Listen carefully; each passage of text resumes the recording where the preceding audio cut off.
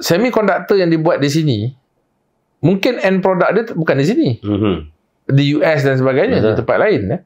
Dan ini sebenarnya menunjukkan kebergantungan kita. Dia nak kata kita nak cari alternatif. Kita nak jual semiconductor kepada mana? Negara mana? Negara mana? Nak jual kat negara Afrika yang tak buat pun produk. Ya. Nak cari pasaran baru yang mana? Negara ada banyak tu je. Betul. Dan bahkan ada banyak trade agreement yang kita dah sign sebelum ni.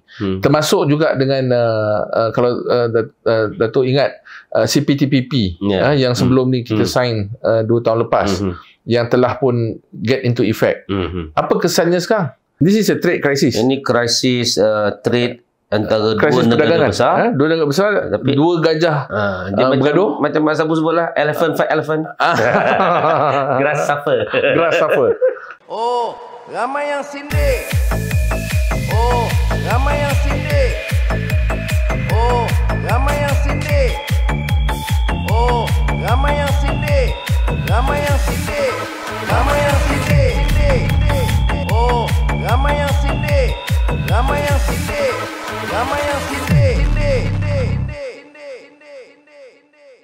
Ramai yang sindir. Tapi kita bercakap pasal tarif, reciprocal tariff. Donald Trump. Ya, tarif timbal balik Donald Trump US ke atas negara-negara Asia, termasuk 15 yang terburuk lah, yang jahat lah kalau ikut US lah. Ramai yang sindir pasal apa? Sindir pasal Perdana Menteri kita lah. Biasalah, lambat respon. Ya. Kemudian respon dia sebenarnya dia kata acuh tak acuh. Acuh tak acuh. Dia kata impact sikit saja, minimum. Tapi disambut dengan kejatuhan saham pada hari Isnin tu. Kan? Yang teruk juga pada kita. Singapura pun kita pun kena. Dan seolah-olah kita kena berapa tarif 24%. So sampai sekarang sebenarnya lebih kurang macam respon kita tu macam tak ada meyakinkan. Sedangkan kalau dengar Singapura punya respon, Perdana Menteri Singapura menggambarkan bahawa ini adalah satu krisis baru yang akan bermula sebagai trade war. Dan takut-takut akan jadi kepada world war. Lebih kurang macam itulah. Bahkan kalau tengok respon Perdana Menteri Singapura, dia bukan hanya mengatakan bermulanya trade war. Dia kata this is a new escalation of trade war. Maknanya peningkatan. Keruncingan perang dagang antara US dan juga China. Sebab dia memang sebenarnya dia bukan pasal tarif. Dia adalah lebih kepada siapa yang lebih berkuasa. Jadi bila US sebenarnya dia bermula selepas Trump lah. Trump ambil alih kuasa. Dia cakap dia tak nak tax rakyat Amerika, tapi dia nak tax negara-negara lain kan, negara luar. Cerita je macam tu kan. Tapi sebenarnya akhirnya kalau kita tengok kena balik pada rakyat Amerika. Tapi tak apa, kita cerita tu dulu. Maksudnya dia punya retorik tu nampak macam best lah kan. Kita tak akan tax rakyat Amerika, tapi kita akan tax rakyat negara-negara lain. Jadi dia kenakan tarif kan. Bila dia kenakan tarif, yang dia kenakan antaranya adalah China. Dan China akan ada dia punya reaksi balas. Misalnya 1 Februari Trump kenakan ke atas barang-barang ekspor tertentu, minyak misalnya, LNG misalnya. China balas, China balas pada 15% lagi. Dan sekarang kalau kita tengok Trump naikkan kepada 104%. China balas balik 84%. Jadi benda-benda yang ini sebenarnya yang dikatakan sebenarnya apa yang Trump nak buat adalah supaya orang negara-negara lain his ass.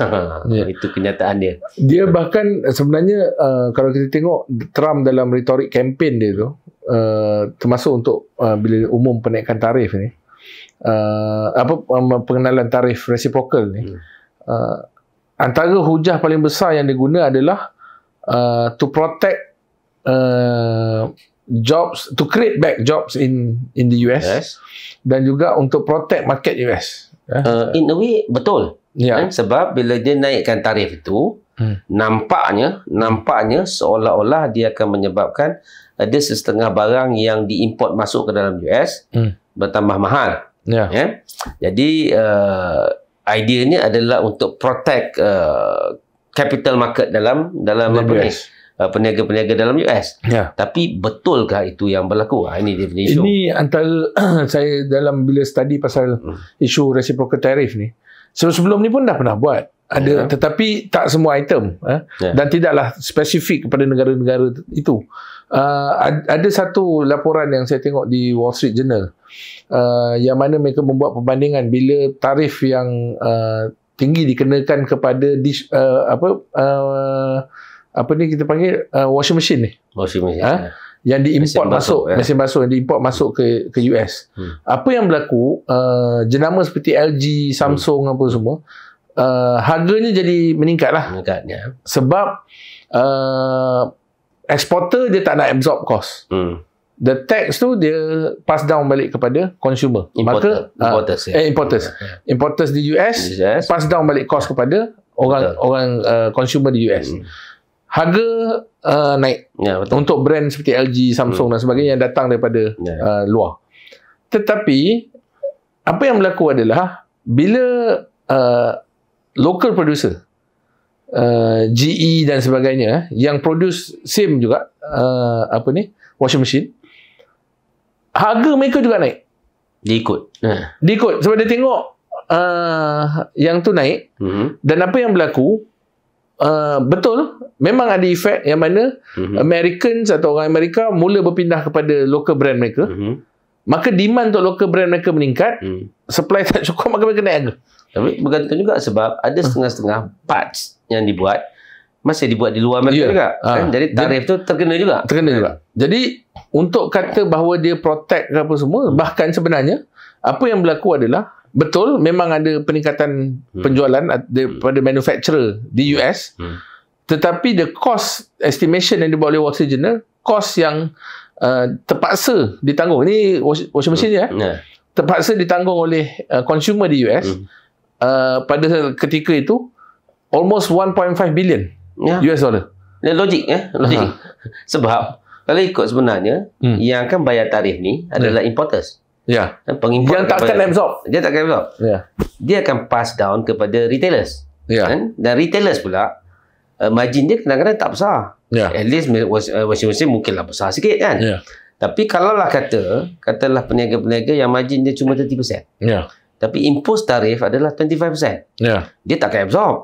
Dan dia akan naikkan dan menyebabkan impact ni kena kepada consumer market dekat Amerika. Jadi sebenarnya American is being made poorer sebab mereka terpaksa beli lebih mahal berbanding dengan harga sebelum ni. Kemudian dia akan ambil masa yang panjang juga. Satu, untuk Amerika start balik manufacture benda-benda yang dia import daripada luar. Yang dia tak buat pun. Yang kedua, perkara-perkara ni adalah about branding, about brands. Ada orang dia yakin dengan brand tu setelah sekian lama. Jadi dia masih terpaksa membeli untuk sekian lama brand tersebut. Jadi ini sebenarnya efek dia kepada market Amerika. Yang ini yang mungkin kita pun tak faham sebenarnya. Betul lah dia tak nak tax rakyat dia.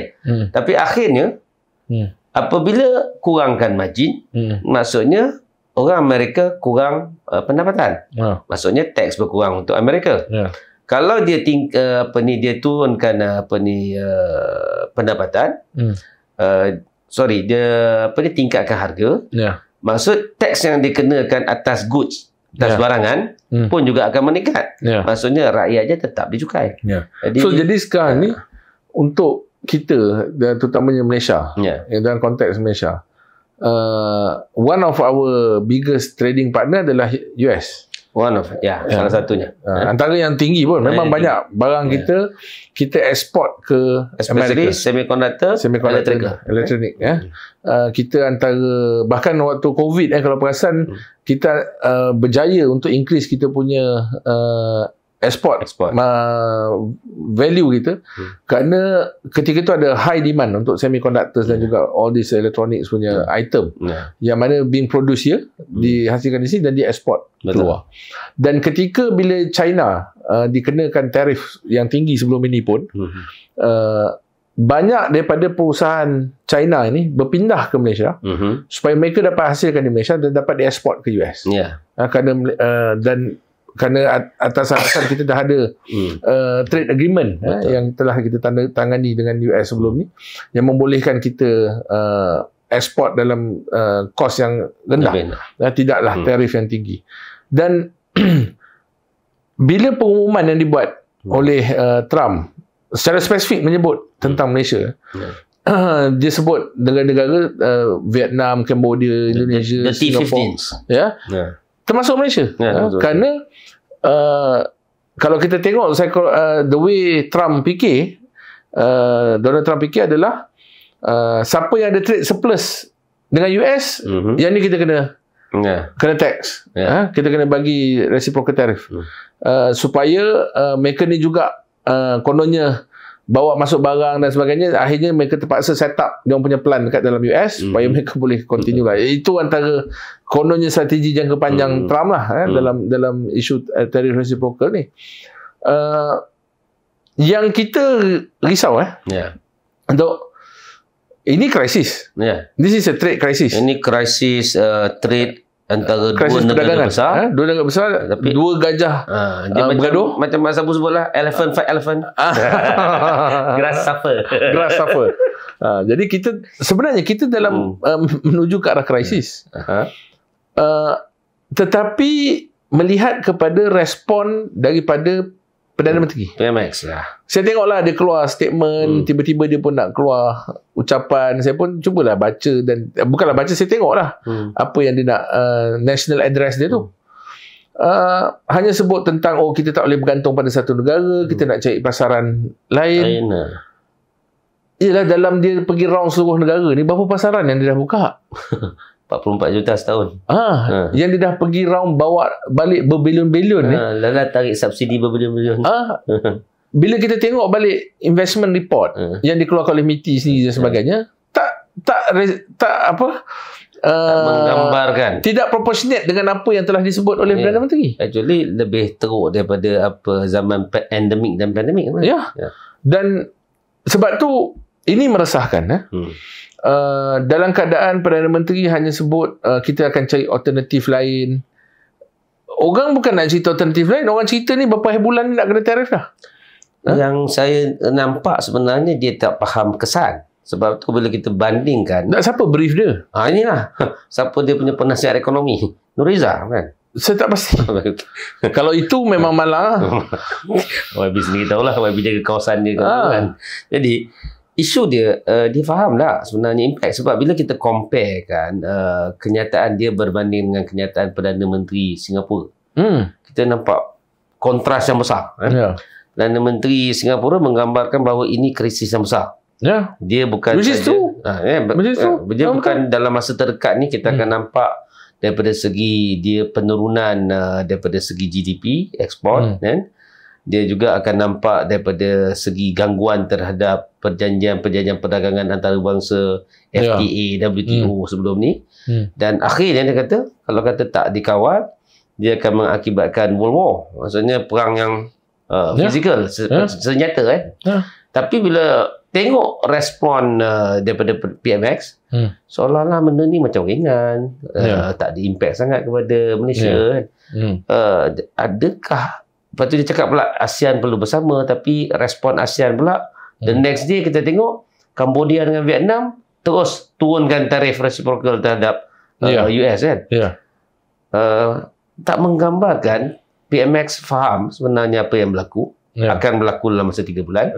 Dan ini tak beri keyakinan kepada pasaran. Betul tak? Dan sebab tu sekarang ni kalau kita tengok tu,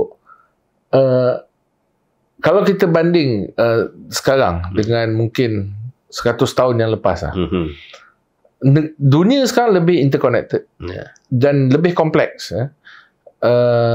Semiconductor yang dibuat di sini mungkin end product dia bukan di sini, di US dan sebagainya, di tempat lain.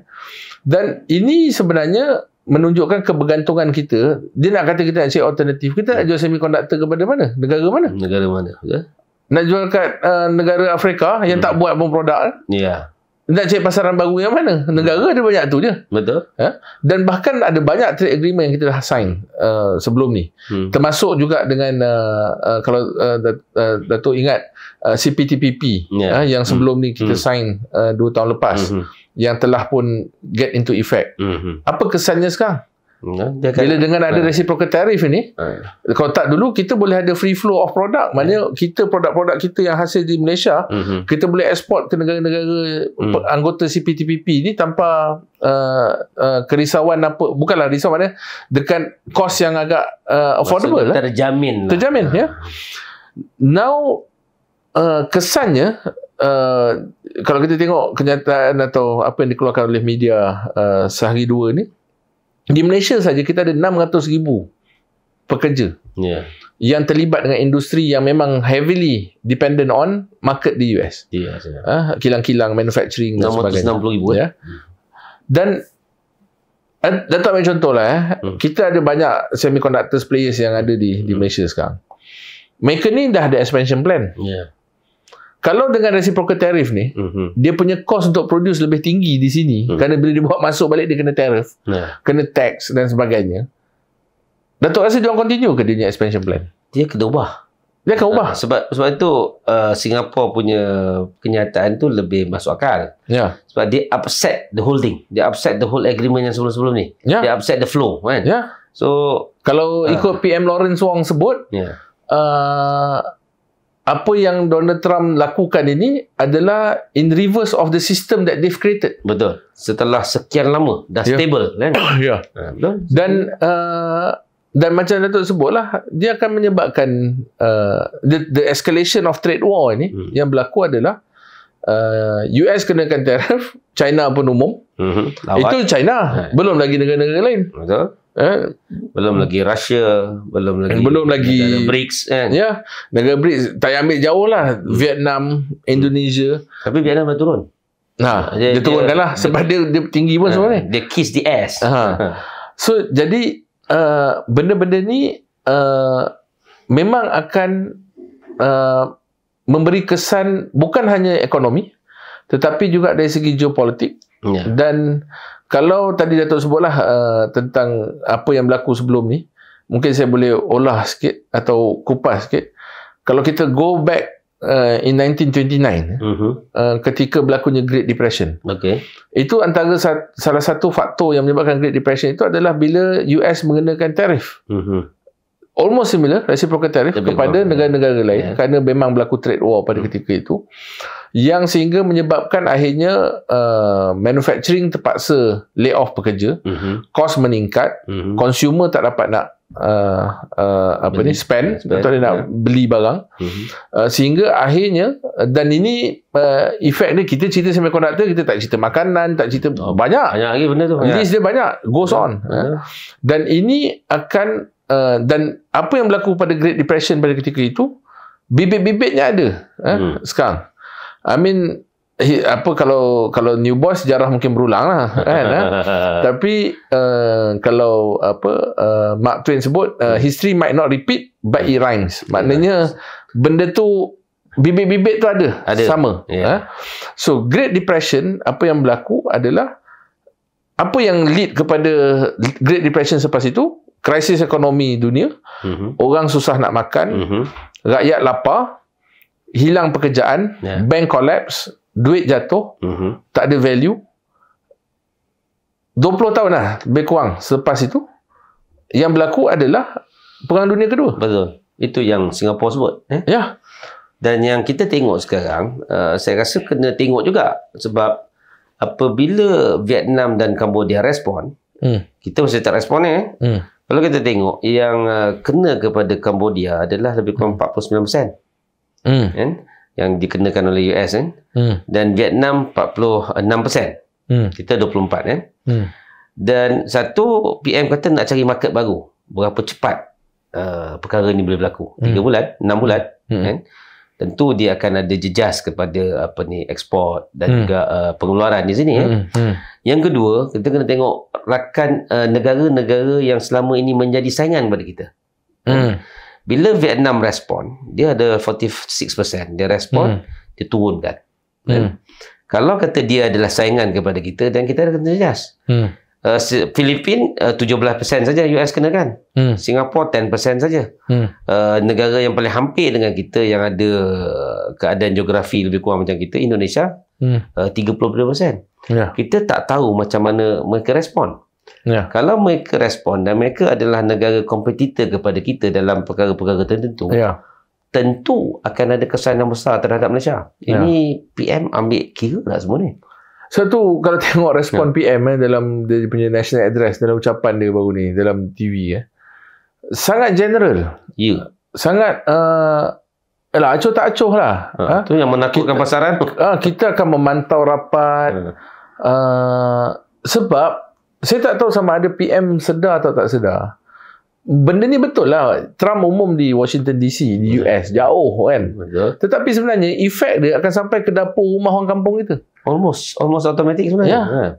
Immediately. Dan dia bukan umum nak buat ni tahun depan. Dia umum buat minggu ni. Betul. Dan benda ni sebenarnya dengan kenyataan yang sangat general, not even a critic. PM tak sebut pun kata tak setuju. PM tak pun reprimand US. Walhal kalau kita tengok antara sekutu rapat US di kawasan serantau ni adalah Singapura. Tapi Singapura Perdana Menterinya mengambil pendekatan yang lebih saya tak kata radikal lah, tetapi lebih agresif, menyatakan suara dengan lebih tegas.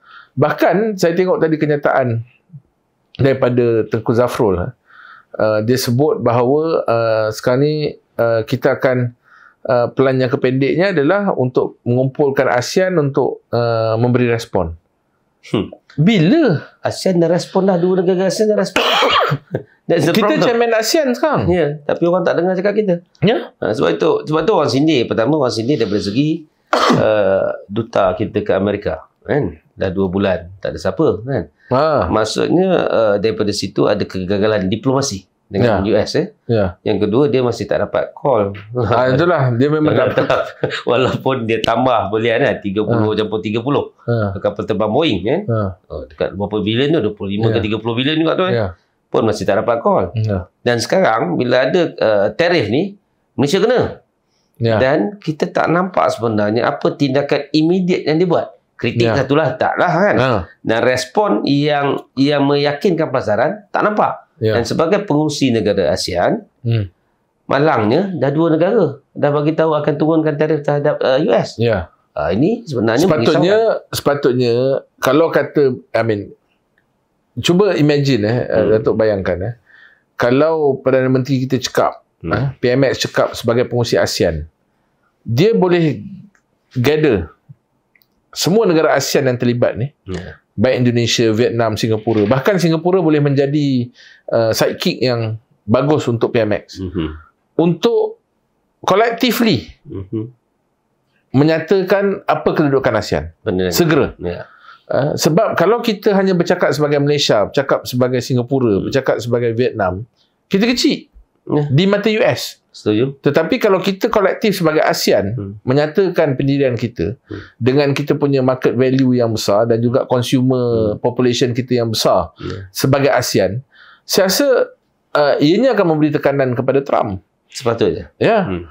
Bahkan dan sekarang ni juga kita juga kena ambil consideration bila China pun memberikan reciprocal tariff kepada US dengan lebih tinggi dan sebagainya, itu juga memberi kesan kepada kita di ASEAN. Confirm. Dan sepatutnya kita bukan hanya respon kepada apa yang Amerika buat, tetapi juga respon kepada apa yang China buat. Betul lah, elephant fight elephant, grass will suffer. Tetapi dalam isu ini sebenarnya kita tak perlu jadi grass. Kita boleh jadi rhino lah at least. Gajah dengan gajah lawan kan ada rhino satu. Tetapi that effort must be done collectively by PMX. Kalau dia cekap, dia boleh kumpul. Dia kan ni raya dengan, dia kan seronok ambil gambar dengan Prabowo, ambil gambar. Sepatutnya gunakanlah peluang ini untuk kumpulkan semua. We respond as ASEAN. Sekarang dah tak dengar cakap Erdogan dah tak dengar dah. Satu hal lah. So saya tak tahu. Bila saya tengok respon PMX tu, kita takut Takut kerana nak tak nak kita tak boleh nafi, sebahagian besar rakan pasaran dagang kita yang utama adalah Amerika. Dan kita bergantung kepada pasaran ini. Bukan hanya soal kita nak jual barang dan sebagainya. Inilah yang memberi gaji kepada 600,000 rakyat, mana 600,000 keluarga yang ada di Malaysia. Dan ini akan memberi kesan dengan kita sekarang harga barang naik, nak jual belon tak boleh, jual petai pun tak boleh. Jual petai tak boleh. Lepas tu harga diesel dah naik, petrol nak naik, pesawah tak dapat dia punya insentif, duit raya. Subsidi nak kena potong, RON 95 nak naik, tarif elektrik nak naik. Semua ni akan berganda berlaku. Dan dalam masa 3 bulan kesan tarif ni akan nampak nyata ni. Sebab tu saya tak tahu PMX ni, sebab dulu orang kata dia ni hebat lah, Menteri Kewangan Asia terbaik Asia dan sebagainya. Apalah semua kan. Saya pun ulang benda tu dulu. Tu YB lah percaya, kita tak percaya kan.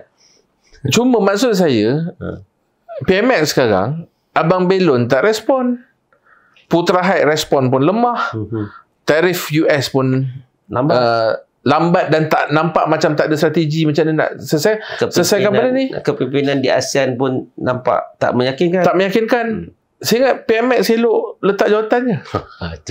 Itu saja. Itu je sebaik sebenarnya. Sebab saya tak nampak ada satu pun rakyat sekarang ni, kecuali Walan Wan lah, yang puji kepimpinan Perdana Menteri hari tak ni. Nampak. Even yang duduk dalam UMNO pun tak puji sebenarnya, tapi dia orang terpaksa. Kenapa rakyat Malaysia perlu menderita, suffer untuk terus ada Perdana Menteri seperti ini? Tak perlu sebenarnya. Ini persoalan saya sekarang. Kenapa kita nak kena menderita? Kenapa kita nak perlu pertahankan Perdana Menteri yang langsung tak ada kepimpinan, tak ada karisma, dan krisis ini kalau berlaku akan jadi lebih teruk daripada krisis ketika kita COVID. Betul. Entah dia faham tak faham kesan ni. Dan sebab tu saya nak sebut sini sebab saya tengoklah Ketua Pemuda DAP yang baru ni. Dia selalulah, dia ni nak PRK air kuning ni, dia sebutlah, dia kata kita kena ingat dulu waktu Perikatan Nasional perintah, natijahnya adalah sampai orang angkat bendera putih. Tak ada siapa yang kita dengar tak cukup makan pada ketika itu. Betul. Belum ada yang mati kebuluran. Tak ada. Gitu-gitu. Sekarang dah ada. Ada di Johor. Saya nak tanya Ketua Pemuda DAP ni. Kalau waktu ketika COVID tempoh hari, kita tahu ada kesan ekonomi. Tetapi kerajaan pada ketika itu, di bawah Perikatan Nasional, kita mampu untuk bagi subsidi kepada pemilik-pemilik syarikat, toke-toke syarikat ni, subsidi upah untuk bayar gaji pekerja. Ya, betul. Sekarang tak ada. Moratorium subsidi pun tarik. Moratorium pun tarik. Tax kena tambah lagi. KWSP pekerja asing kena bayar. Betul. So, jadi natijahnya apa ekonomi yang dibawa oleh ekonomi madani ni? Sebab itu YB sebenarnya kita kena bagi tahu juga. Sekarang ni tak ada pandemik, tapi kes bunuh diri lebih ramai, lebih banyak. Kes jenayah meningkat. Dah tentu meningkat. Sebab orang tak ada duit kan? Orang tak ada duit. Ekonomi tak baik. Ya. Kes bunuh diri pun makin banyak. Lebih banyak sebenarnya daripada tahun 2020. Ketika pandemik. Pandemik. Itu menunjukkan apa sebenarnya? Kegagalan apa yang kita nak gambarkan? Kalau kata hujah Ketua Pemuda DAP ni kata apa? Kestabilan politik. Apa yang stabilnya politik? Betul. Apa yang stabilnya politik sekarang? Yang berlaku sekarang tak ada. Tak ada. Sebab itu ramai yang sindir YB. Walaupun tak ada pandemik. PMX elok tak jawatan. Tak jawatan. Walaupun tak ada pandemik, kes bunuh diri pun meningkat. Lebih banyak daripada tahun 2020. Krisis makin teruk. Rakyat makin susah. Jenayah makin banyak. Ramai yang sindir. Kita jumpa lagi.